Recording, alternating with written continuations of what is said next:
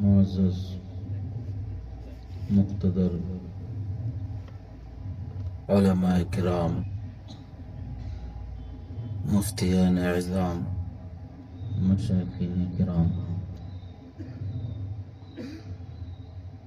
حاضرین اسلام، السلام علیکم ورحمۃ اللہ تعالی وبرکاتہ۔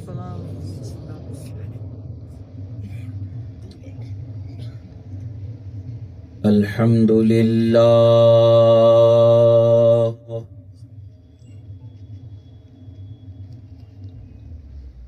الحمد للہ الذی فتح لأولیائه ابواب الوسائل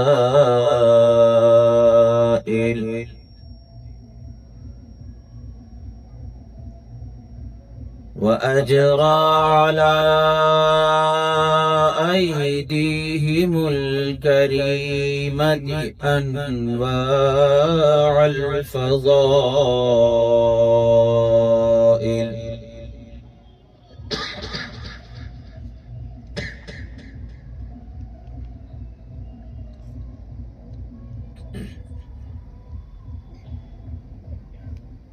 فمن اقتدى بهم نال من الله سبحانه وتعالى جميع الفضائل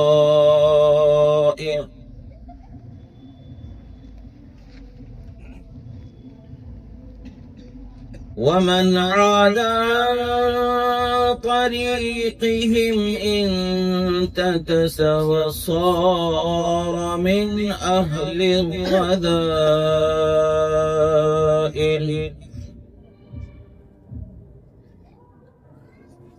ومن تمسك بأذيالهم أفلح وأدرك فخر الفضائل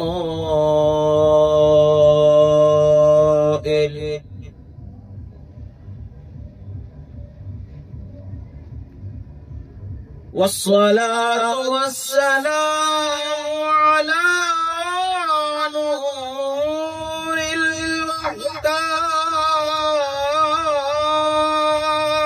الوحدانية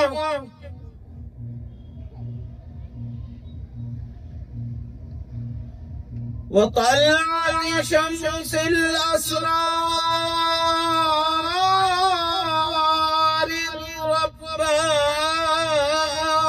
الربانية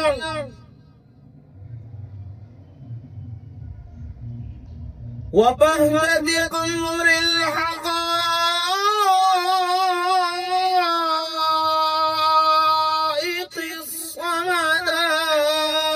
الصمدانية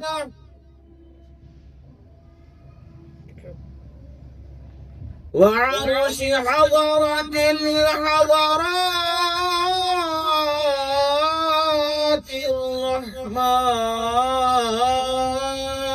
الرحمانية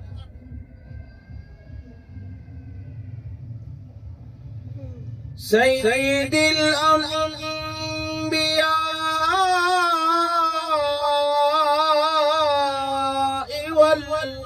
والمرسلين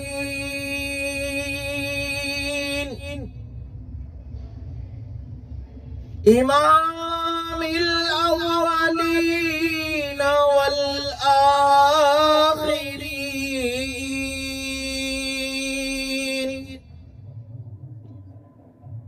الذي من قال كنت نبيا وآدم بين الماء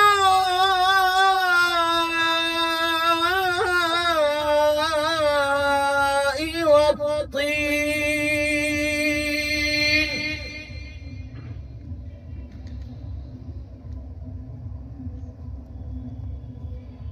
جد الحسن والحسين مولانا ومولى الثقلين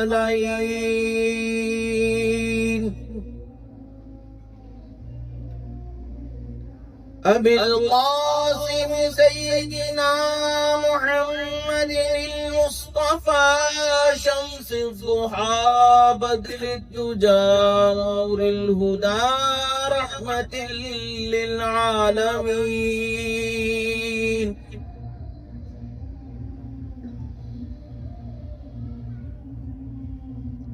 وعلى آله الطيبين الطاهرين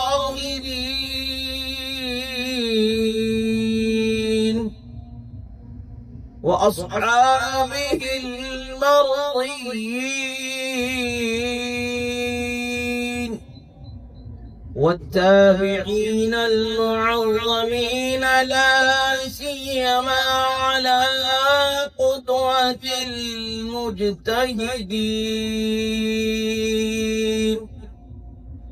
إمام الأئمة كاشف الغمة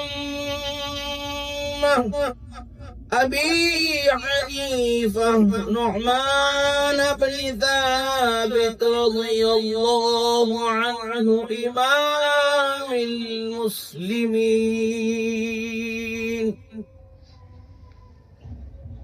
وعلى سائر أئمة الملة والدين والمحدثين الكاملين والعلماء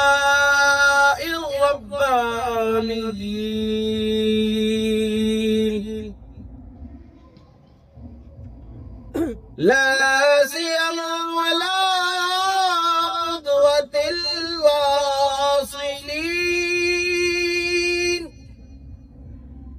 إمام المشتاقين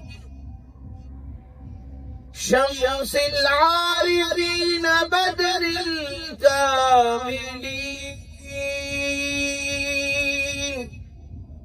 أبي محمد سيدنا عبد القادر الحسني الحسيني الجعفري الجيلاني محي الدين رضي الله تعالى عنه ومن تبعهم بإحسان إلى يوم الدين أما بعد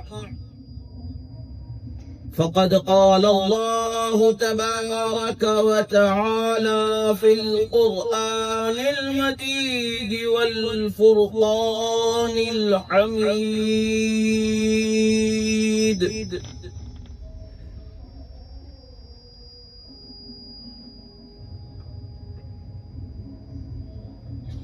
أعوذ بالله من الشيطان الرجيم بسم الله الرحمن الرحيم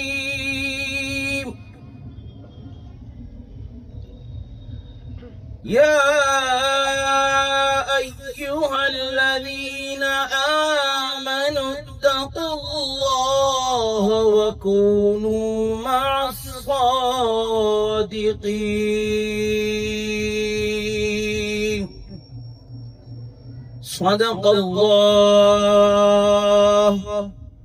صدق الله مولانا العظيم وصدق رسوله النبي الأمين الكريم ونحن على ذلك لمن الشاهدين والشاكرين والحمد لله رب العالمين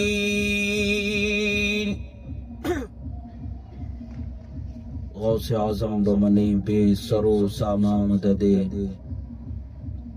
قبلہ دین مدد کعبہ ایمان مدد امداد کن از بند غم آزاد کن در دین و دنیا شاد کن یا غوث اعظم دستگیر المدد شیئا للہ المدد شیئا للہ المدد شیئا للہ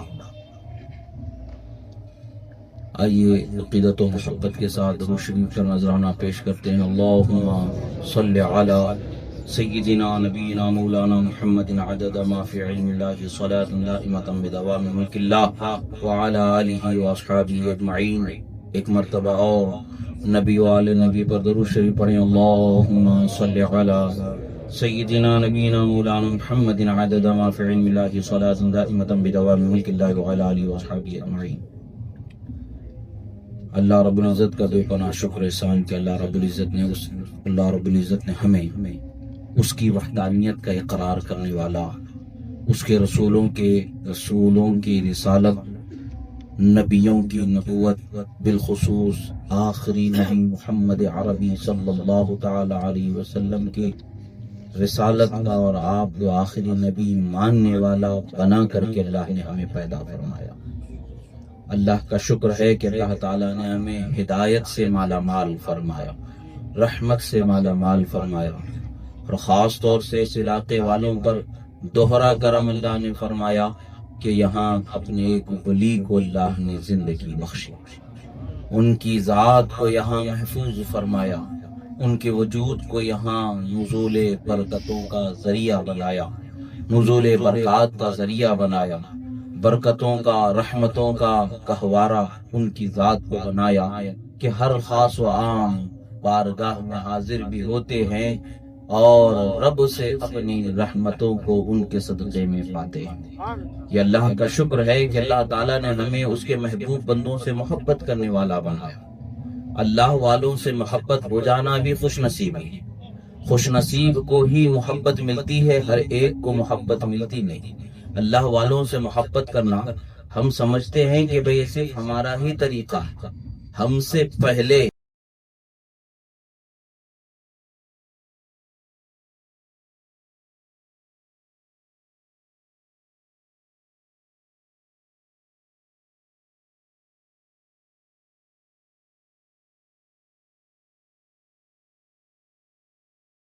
علیہ السلام فیقول انی احب فلانا فاحبہ فیحبہ جبرائیل علیہ السلام۔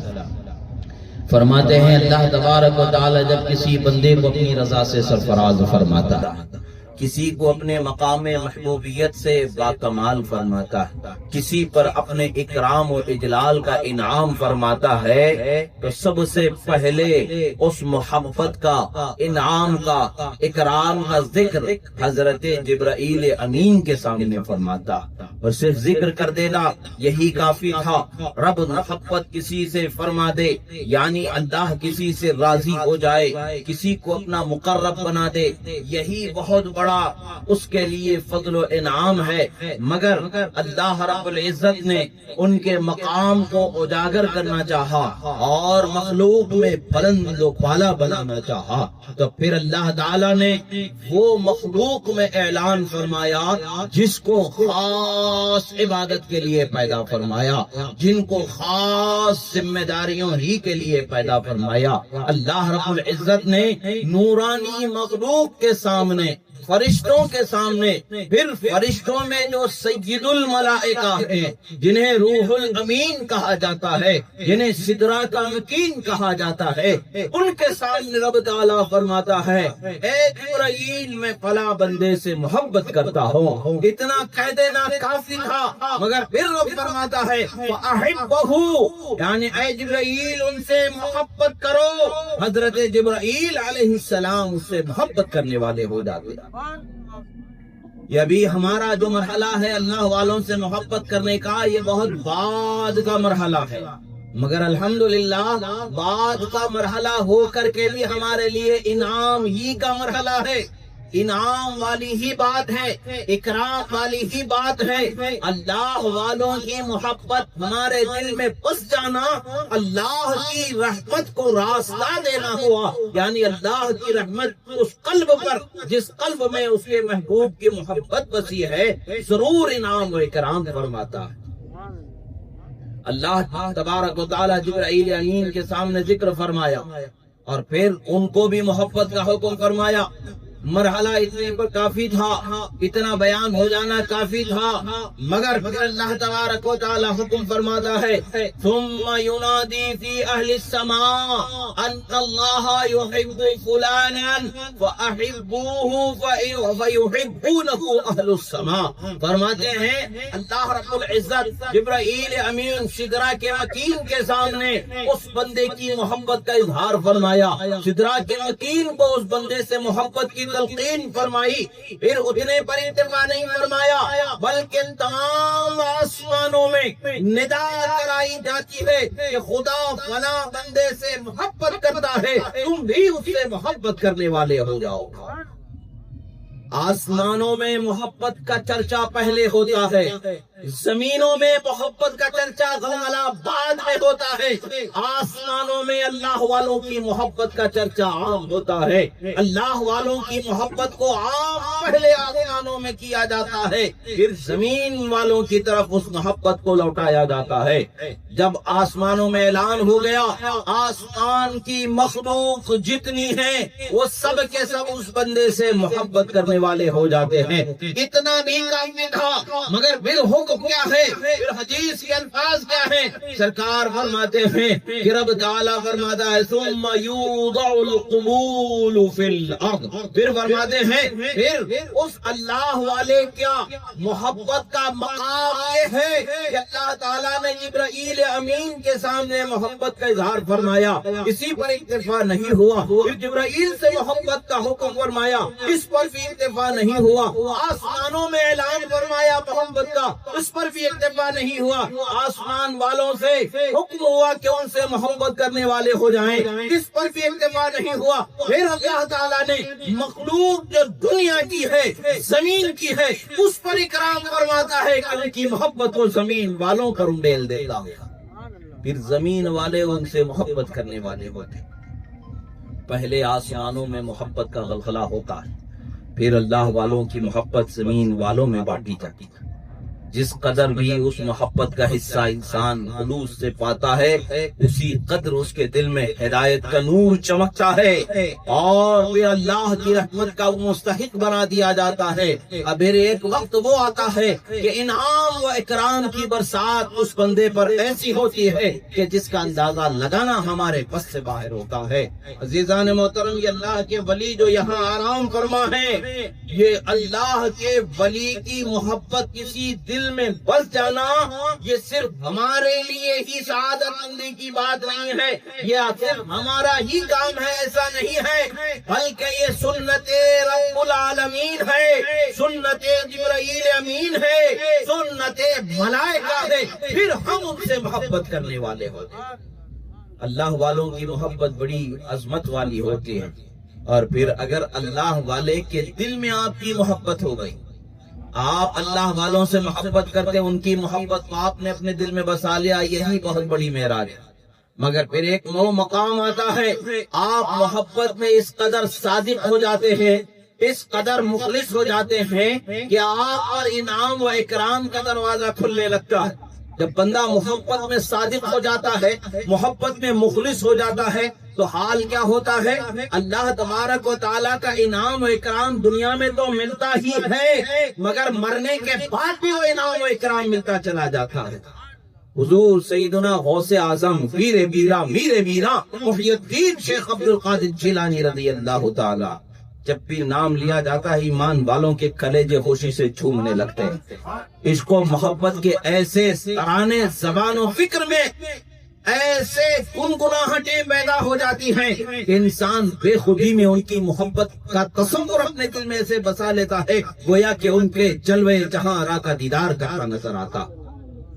آپ کے شہر بغداد میں ایک قبرستان تھا، اس قبرستان میں گھروں کے پیچھے جو قبرستان تھا اس میں ایک قبر سے رونے کی آواز آنے لگی، اس قبر سے پریشانی کی آواز آنے لگی۔ جب اس قبر کی کیفیت اس قبر والوں کو بتایا گیا، ان کے رشتہ داروں کو بتایا گیا، اس قبر والے کا بیٹا وہاں پر پہنچتا ہے، وہ بھی سماعت کرتا ہے، حیران و پریشان ہو کر کے بارگاہ غوثیت میں آتا۔ اور بارگاہ غوثیت کیسی بارگاہ ہے، واہ کیا مرتبہ غوث ہے والا تیرا، اونچے اونچوں کے سروں سے قدم آلا تیرا، سر بھلا کیا کوئی جانے کہ ہے کیسا تیرا، اولیاء ملتے ہیں آنکھیں وہ ہے تلوا تیرا، ولایت کے بلند پرواز حیراں ہے بلندی پر، ولایت کے بلند پرواز حیراں ہے بلندی پر، سمجھ میں ہی نہیں آتی ہر ایک ہے غوث اعظم۔ غوث اعظم کی بارگاہ میں حاضر ہوتے ہیں، عرض کرتے ہیں حضور دعا فرما دو۔ میرے والد کی قبر سے یہ ماجرا ہو رہا ہے، حال یہ ہو رہا ہے، میرے والد کی قبر سے یہ آواز آ رہی ہے، مجھے محسوس ہوتا ہے کہ عذاب قبر جو حق ہے اس عذاب قبر سے ان کا سامنا ہے، اسے برداشت نہ کر سکے آواز یہاں تک پہنچ رہی ہے۔ حضرت غوث اعظم رضی اللہ تعالی عنہ نے پوچھا کیا وہ میرے مریدوں میں سے ہے؟ جواب دیا گیا نہیں۔ پھر فرمایا کیا وہ میرے شاگردوں میں سے ہے؟ جواب دیا گیا نہیں۔ کیا وہ میری خطاب کی مجلسوں میں کبھی حاضر ہوا کرتا تھا؟ جواب دیا گیا نہیں۔ کیا وہ میرے مدرسے کے سامنے سے کبھی گزرا تھا؟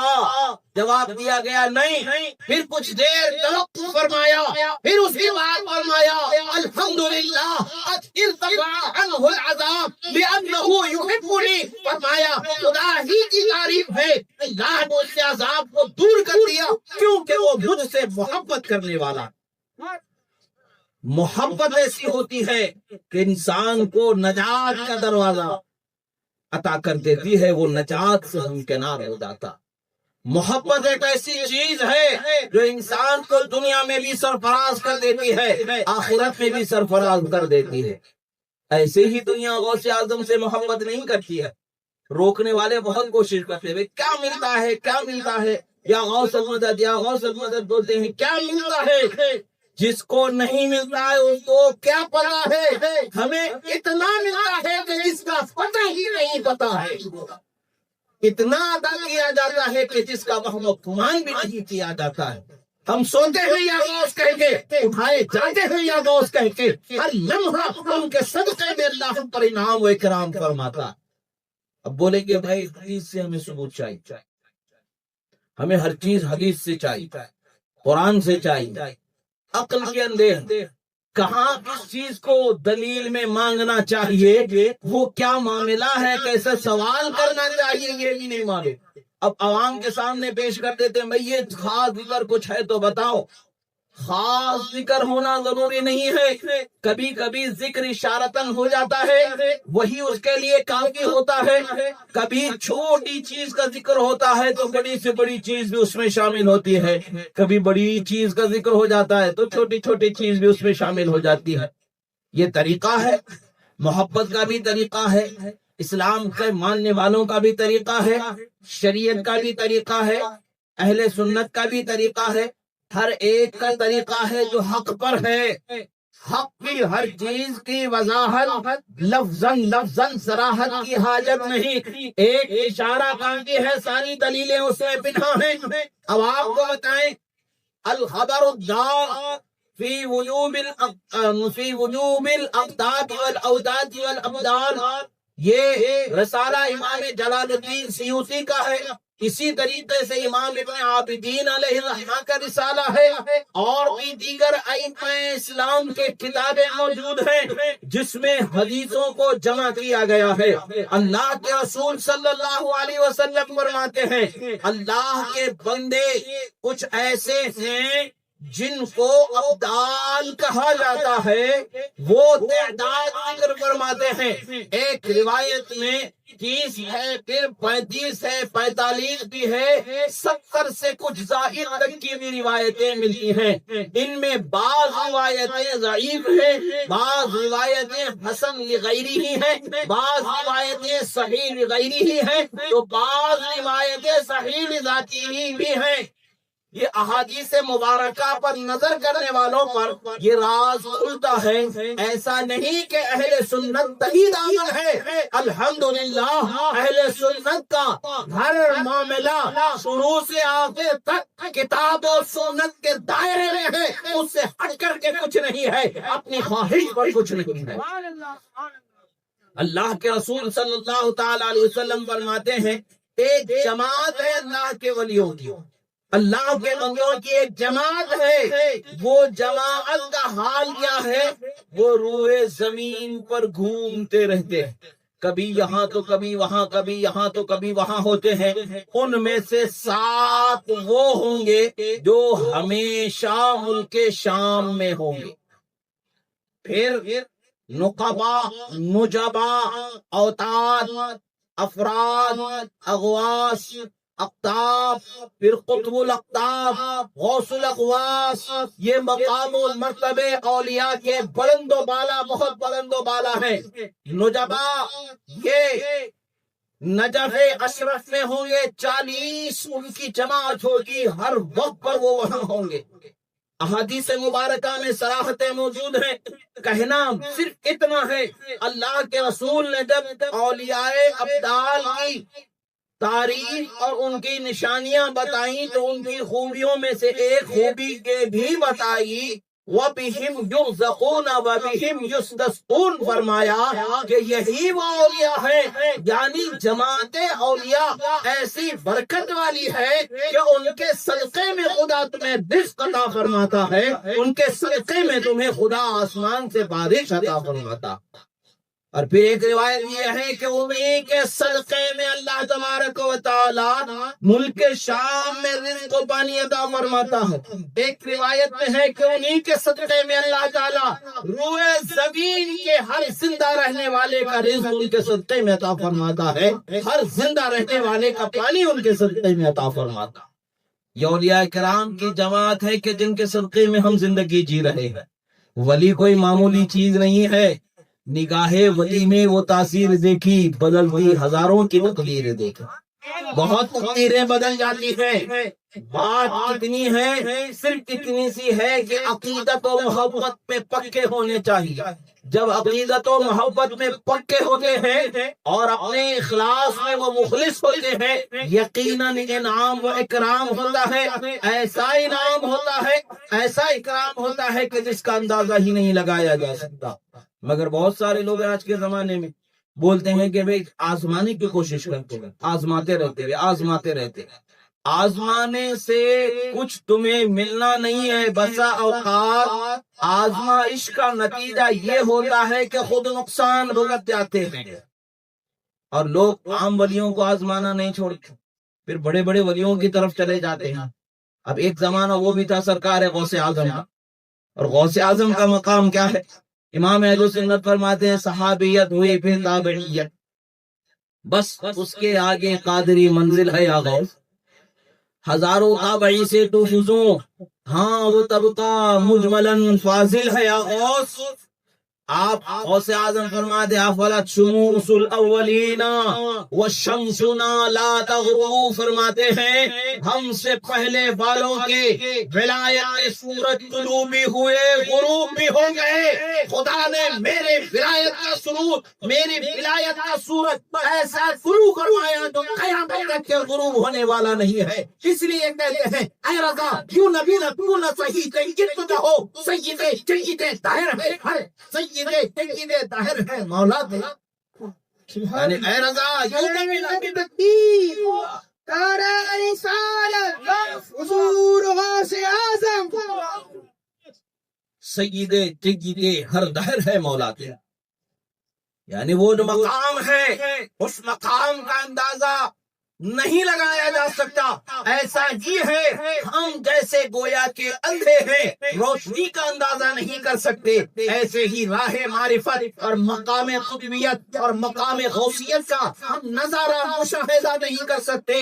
وہ آنکھ والے ہوتے ہیں جو ان کی جوبن کا نظارہ کر لیتے ہیں، جن کے دل بھی روشن ہوتے ہیں، دماغ بھی روشن ہوتے ہیں، افکار و نظریات بھی روشن ہوتے ہیں۔ حال یہ ہوتا ہے کہ بل بھلا راسی و عینی یا سیدی کہتے ہیں پھر سلطنت ہندوستان کا تاج ان کے سر پر رکھا جاتا ہے۔ کوئی ایسا ہوتا ہے جو دیکھ لیتا ہے سن لیتا ہے سلطان ہند بنا دیا جاتا ہے، کوئی ایسا ہوتا ہے ہواؤں میں اڑنے والا غوث اعظم کے قدم بوسی کر کے پھر ولایت کی پرواز کرنے والا ہو جاتا ہے۔ مقام ولایت ہم اور آپ سمجھ نہیں سکتے کیونکہ ہم اس راہ میں اندھے ہیں، دیکھ نہیں سمجھ سکتے، دیکھ نہیں سکتے۔ وہ جن کی آنکھوں کو خدا کے فضل سے نور ربانیہ سے منور کیا گیا ہے، جسے رسول اللہ کے کلام کا مظہر بنایا گیا ہے، اتقوا فراست المؤمن فإنه ينظر بنور اللہ کا جامع پیکر بنایا گیا ہے۔ وہ لوگ دیکھتے ہیں نگاہ نور سے، وہ نور کا مشاہدہ کر لیتے ہیں جو انوار و تجلیات کی صورت میں اس قطبیت کبریٰ پر فائز ہونے والے قطب الاقطاب مقام عین الشریعت الکبریٰ پر فائز ہونے والے غوث الاقواس کے ذات مبارکہ پر نزول ہوتے ہیں۔ وہ اولیاء دیکھ کر کے حیران ہوتے ہیں، جانتے ہیں، سمجھتے ہیں، اپنے دامنوں کو بھر لیتے ہیں۔ ہم اور آپ صرف یقین رکھ سکتے ہیں، دیکھنے کی ہماری طاقت نہیں، اور الحمدللہ یقین ہمارا بہت پختہ ہے، یقین ہمارا بہت پختہ ہے، ایسا پختہ ہے کہ اس کو کوئی بگاڑ نہیں سکتا۔ ہزاروں وسوسے ڈالنے والے من شر الوسواس الخناس یہ جتنے بھی آئیں، خواہ وہ جن سے ہو یا انسان سے ہو، فرق نہیں پڑتا ہے، اس لیے کہ ہم نے غوث اعظم کو اپنا پیشوا و مقتدی بنایا ہے۔ کوئی ہمیں ان کی محبت سے دور کر نہیں سکتا، اس لیے کہ وہ محبت ہم نے بھی خدا نے بسائی، خدا نے بسائی ہے ہمارے دلوں میں۔ جو خدا دے دے اسے کوئی لے نہیں سکتا، جو خدا نہ دے اسے کوئی لے نہیں سکتا۔ ان کا حصہ ہے محرومی، ہمارا حصہ ہے نعمتوں سے مالا مال ہونا۔ خدا نے ہم پر خوب کرم فرمایا کہ اولیاء کی محبت عطا فرمائی۔ غوث اعظم کو بھی لوگ آزمانے کی کوشش کرنے لگے۔ آزمائش کے لیے کیا کرتے ہیں؟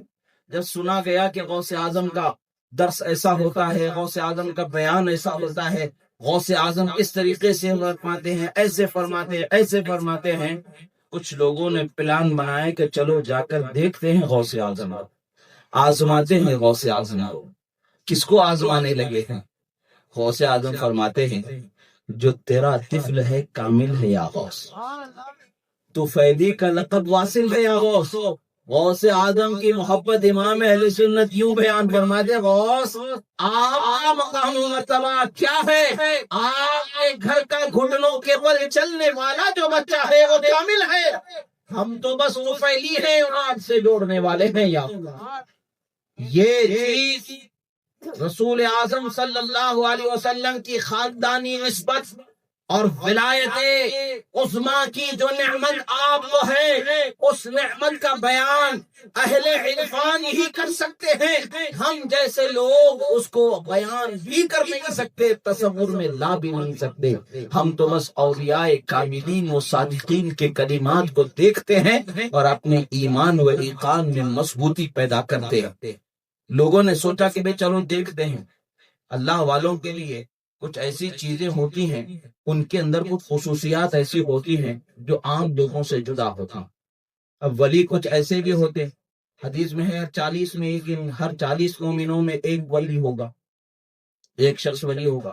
بس اوقات ولی کوئی ہوتا اس کو ہی نہیں پتا ہوتا ہے کہ وہ ولی ہوتا ہے، بس اوقات ولی ہوتا ہے پتا ہوتا ہے، چھپا ہوتا ہے، دوسروں کو پتا نہیں ہوتا۔ بس اوقات زندگی میں ولایت مل جاتی ہے، بس اوقات مرنے کے بعد ولایت مل جاتی ہے۔ ولایت محض اللہ کا کرم کا، جسے چاہتا ہے جب چاہتا ہے عطا فرماتا۔ یہ بڑے کرم کے ہے فیصلے، یہ بڑے نصیب کی بات ہے۔ جسے چاہا در پہ بلا لیا، جسے چاہا اپنا بنا لیا۔ وہ کرم کے فیصلے ہیں، جس پر جیسے ہوتے ہیں ہو جاتے ہیں۔ ہم سوچیں گے کہ بھئی ہم 20 سال تک کے رات دن محبت سے عقیدت سے عبادت کرتے رہیں گے، ہم ولی بن جائیں گے۔ قسمت۔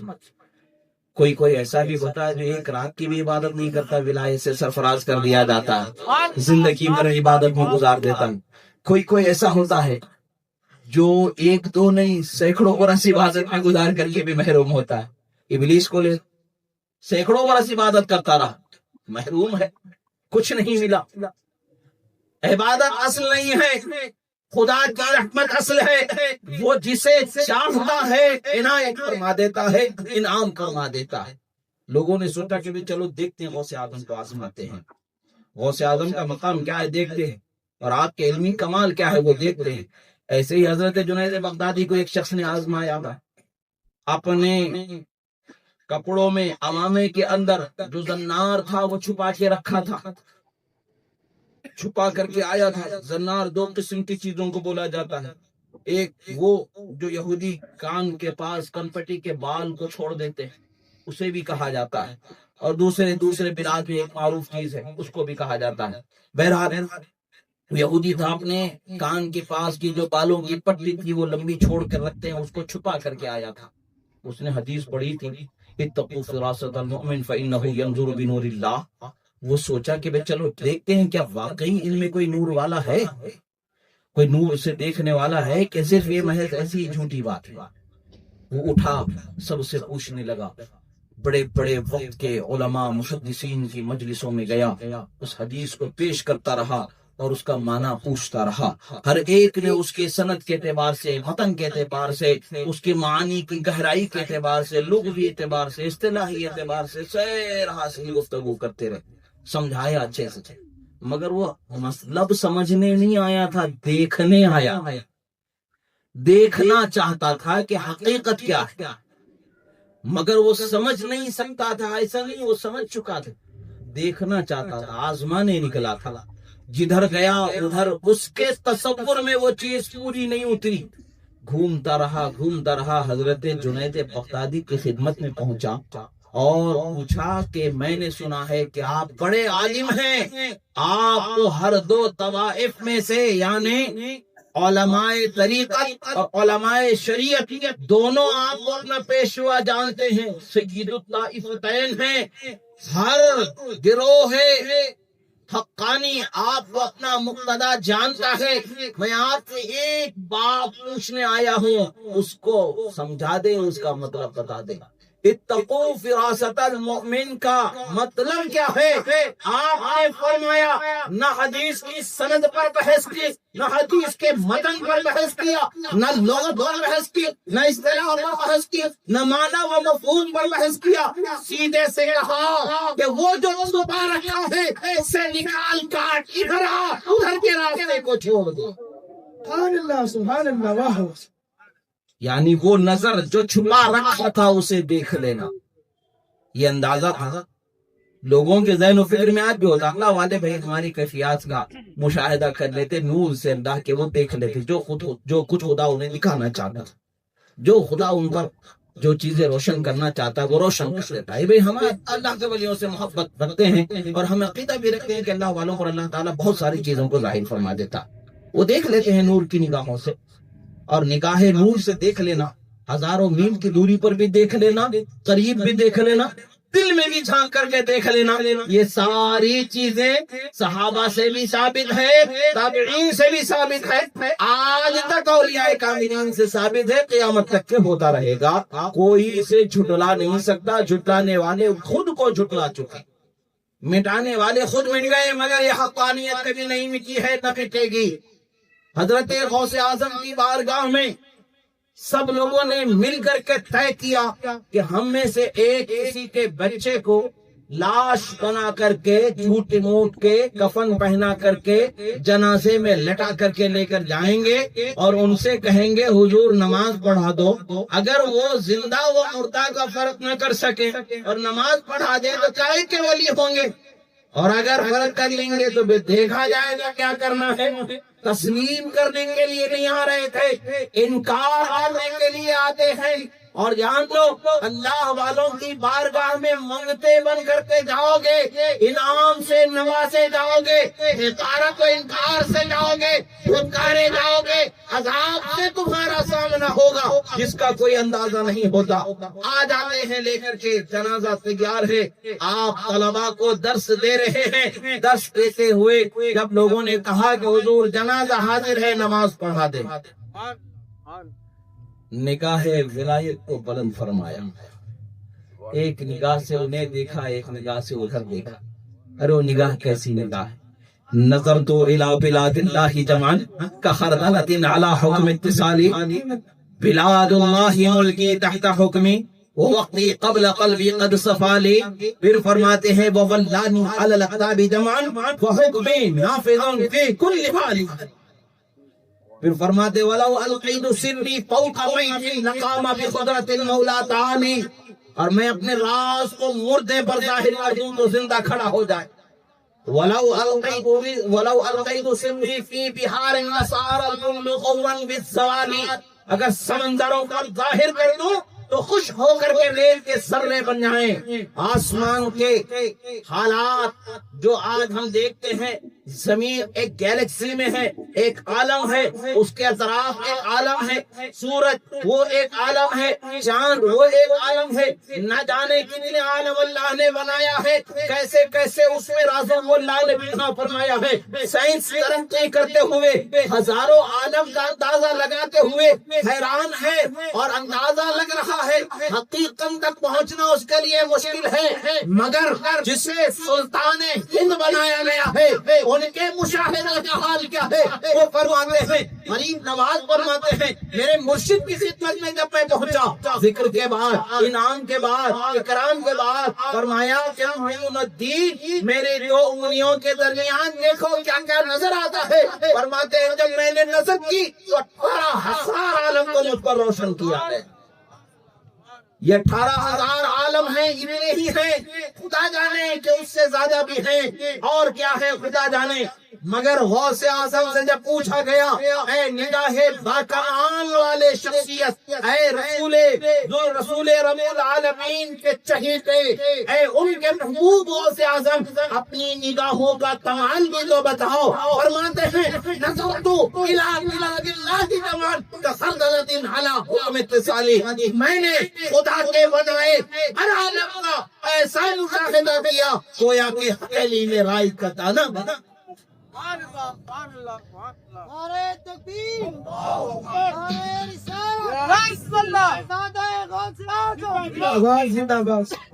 وہ نگاہوں سے یہاں کیا چھپے گا جو ہزاروں عالم کا مشاہدہ کرنے والی، اس سے یہ کیا چھپے گا. مگر کبھی کبھی کچھ چیز بظاہر چھپی ہو کر کے نصیحت بن جاتی ہے، عبرت بن جاتی ہے اور اصلاح و تربیت بن جاتی ہے. یہاں عبرت حضرت غوث اعظم نے جنازے کی صف لگ گئی، آپ کھڑے ہو گئے قریب آ اور پوچھا کہ اس کا باپ کہاں ہے، اس کا ولی کہاں کا. لڑکے کا باپ آ گیا، پوچھا کیا تیرے بیٹے کی نماز جنازہ پڑھا دوں. اس نے اپنے ساتھیوں کو دیکھا، پھر غوث اعظم کی طرف دیکھ کر کے کہا حضور پڑھا دیجیے. پھر پوچھا کیا نماز جنازہ پڑھا دوں. پھر اپنے دوستوں کو دیکھا، کچھ حیران سا کہا حضور پڑھا دیجیے. پھر تیسری مرتبہ پوچھا کیا نماز جنازہ پڑھا دوں، کہا حضور پڑھا دیجیے. طے یہ ہوا ہے کہ ادھر اللہ اکبر کہتے ہی اٹھ کر کے بیٹھ جانا ہے، ادھر غوث اعظم نے اللہ اکبر کہا. لوگ اونچے اونچے سر کر کے دیکھ رہے ہیں کہ بچہ اٹھ کے بیٹھا کہ نہیں بیٹھا. دوسری تکبیر ہوئی اللہ اکبر، لوگ دیکھ رہے ہیں ایک کے پیچھے سے ایک بچہ اٹھا کہ نہیں اٹھا. تیسری تکبیر، چوتھی تکبیر، نماز ختم ہو گئی، بچہ لیٹے گا لیٹا رہ گیا. باپ تڑپ گیا، سوچا کہ کچھ نہ کچھ گھاٹا ہو گیا. وہ آگے بڑھتا ہے، چہرے سے کپڑا ہٹا کر کے دیکھتا ہے تو کیا دیکھتا ہے کہ جو زندہ تھا وہ مردہ ہو گیا. قدموں پہ گر جاتا، کہتا حضور یہ میرا بچہ تو زندہ تھا مردہ ہو گیا. غوث اعظم فرماتے ہیں کہ عبد القادر کا پڑھایا ہوا جنازہ ہے، قیامت تک کہ نہیں ہو سکتا. تکبیر!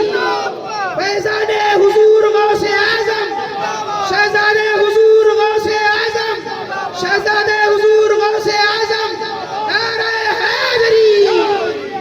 وولانی علی الاقطاب جمعا. اے گروہ اولیاء سنو، خدا نے مجھ کو تم تمام اولیاء پر حاکم بنایا ہے. فحکمی نافذ فی کل حال، میرا حکم ہر حال میں نافذ ہو کر ہی رہے گا. وہ غوث اعظم کی بارگاہ جہاں لوگوں نے آزمانا چاہا تو سزا مل گئی۔ آج بھی لوگ آزماتے ہیں، سزا پاتے ہیں، آزماتے ہیں، سزا پاتے ہیں، ہوش نہیں آتا ہے، مگر بے ہوشی میں ایسے گم ہوتے ہیں کہ وہ اسی بے ہوشی میں زندگی تمام کر جاتے ہیں۔ غوث اعظم رضی اللہ تعالیٰ عنہ فرماتے ہیں، اے لوگو، میرے مرید کو بھی کوئی چھیڑ نہیں سکتا، جو میرا مرید ہے اسے بھی نہیں چھیڑ سکتا۔ میرے مرید کے سامنے کوئی مسئلہ درپیش ہو، پریشان ہو جائے اور وہ اسی حال میں رہ جائے، ایسا نہیں ہو سکتا ہے۔ کہ غلام دستگیر پریشان نمی ماند، اگر ماند شب ماند دیگر نہ ماند۔ غلام دستگیر پریشان نہیں ہو سکتا، اگر ہوگا بہت ہوگا، ایک رات ہوگا، دوسری رات ہو نہیں سکتا۔ وہ غوث اعظم کی بارگاہ میں جب سچی لو لگائی جاتی ہے، جب سچی توجہ لگائی جاتی ہے، تو کبھی احساس و شعور کے پردوں سے پرے انعام و اکرام مل جاتا ہے، کبھی شعور کی منزلوں کو جھنجھوڑتے ہوئے نگاہ دیدار کو سرفرازیاں بخشی جاتی ہیں، تو کبھی ہوش و خرد کو سرفرازیاں بخشی جاتی ہیں، انعام و اکرام کی راہوں کو کشادہ کر دیا جاتا ہے۔ اللہ کے محبوب بندوں کی شان ہی جدا ہوتی ہے، اللہ کے محبوب بندوں کی شان ہی جدا ہوتی ہے۔ جو ان سے محبت کرتا ہے وہ یہاں بھی کامیاب ہوتا ہے، وہاں بھی کامیاب ہوتا ہے۔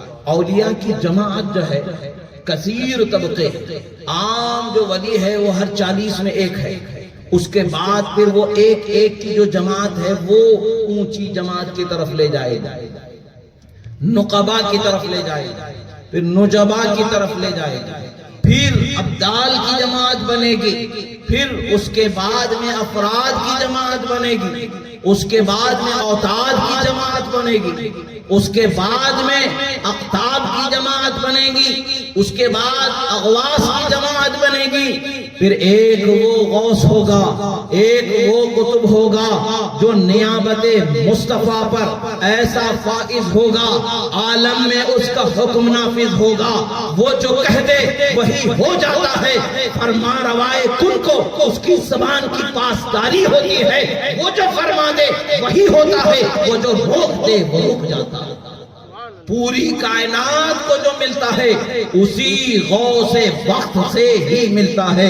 اب غوث وقت کا یہ مقام ہے تو پھر اس مقام غوثیت پر کیسے فائز ہے؟ حضور غوث اعظم فرماتے ہیں، حضرت مولا علی، حضرت امام حسن، امام حسین، امام زین العابدین سے لے کر کے حضرت امام حسن عسکری تک کے یہ کے بعد دیگرے یہ اولیاء ولایت کبریٰ پر، نیابت مصطفیٰ میں، امور تکوینیہ پر ایسا فائز ہیں کہ پورے لوگوں کی حاجت روائی یعنی ان کی دعا ہو ہی سے وہ سب کچھ ان کو ملنا، ان کے ارادہ و مشیت میں اللہ تبارک و تعالیٰ نے ایسے یہ ساری چیزیں رکھ دی۔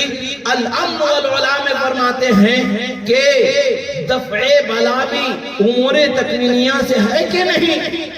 بھلا دفع بلا بھی امور تکوینیہ سے ہے کہ نہیں؟ فرماتے پھر آگے فرماتے شاہ عبدالعزیز محدث دہلوی کے قول کو نقل کرتے ہوئے فرماتے کیوں صاحبو، شاہ صاحب نے تو امت کا اجماع بیان کر دیا، امور تکوینیہ اہل بیت اطہار کے دامن سے وابستہ ہونے پر امت کا اجماع شاہ صاحب نے بیان کر دیا۔ اب کیا کرو گے جس کو تم مقتدی مانتے ہو؟ انہوں نے تو یہی بیان کر دیا کہ امور تکوینیہ یعنی یہ پریشانی ٹل جائے، یہ معاملہ ہو جائے، گھر کی برکت آ جائے، پریشانیاں بیماریاں چلے جائیں، یہ ہو جائیں، یہ نہیں ہونا ہے، یہ ہونا ہے، یہ ساری ہماری جو ضرورتیں ہیں وہ کس کے صدقے میں پوری ہوتی ہیں؟ وہ اہل بیت اطہار کے دامن کے صدقے میں پوری ہوتی ہیں۔ اعلیٰ حضرت علم والعلا میں فرماتے ہیں امت کا اجماع ہونا بیان فرماتے ہیں، اور دیگر مقامات پر سیر حاصل اس پر گفتگو ہے۔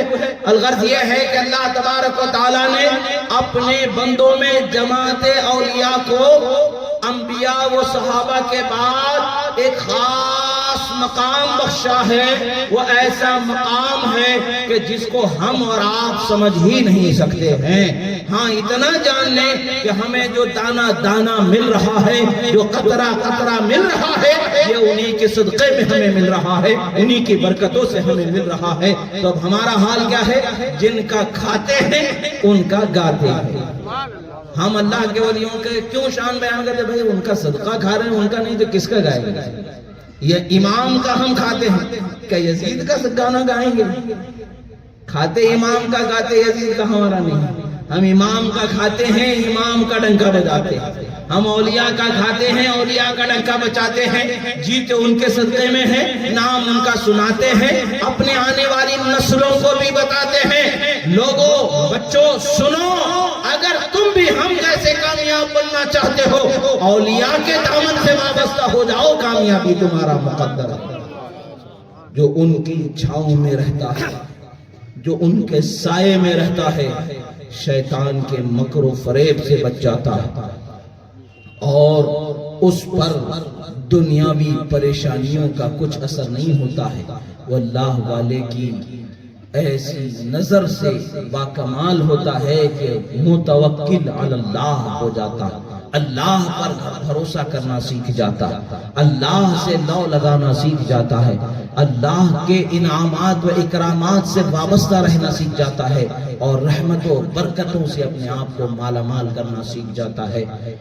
عزیزو، یاد رکھو کہ زندگی جینے کے لیے اولیاء کے طریقے پر چلنا ضروری ہے، ان سے محبت کرنا اور ان سے عقیدت رکھنا، ان کے زندگی گزارنے کے اصول و طریقے پر چلنا، کسی کو تکلیف دینا نہیں ہے۔ سرکار نے فرمایا خیرکم من سلم المسلمون من لسانہ ویدہ، تم میں سب سے بہترین وہ شخص ہے جس کے زبان اور ہاتھ سے دوسرے لوگوں کو تکلیف نہیں پہنچی ہے۔ اپنی زبان کو سنوارو، اپنے آپ کو کسی پر ظلم کرنے سے بچاؤ، اپنی زبان سے ظلم کرنے سے بچاؤ، ہاتھ سے ظلم کرنے سے بچاؤ، اخلاق کردار ایسے بناؤ کہ آپ کو دیکھ کر کے لوگ خواہش کریں کہ ہمارے بچے بھی ایسے اخلاق والے ہو جائیں۔ اللہ رب العزت کی بارگاہ میں دعا ہے، جو کہا گیا سنا گیا، کہنے میں، سننے میں، بولنے میں، سمجھنے میں، سمجھانے میں، بتانے میں جو غلطی ہوئی، اللہ تعالیٰ اسے معاف فرمائے۔ جو حق و صحیح کہا گیا، اللہ تعالیٰ اسے قبول فرمائے۔ اقول قولی ھذا استغفر اللہ لی ولکم ولسائر المؤمنین وما علینا الا البلاغ المبین۔ السلام علیکم ورحمۃ اللہ تعالیٰ وبرکاتہ۔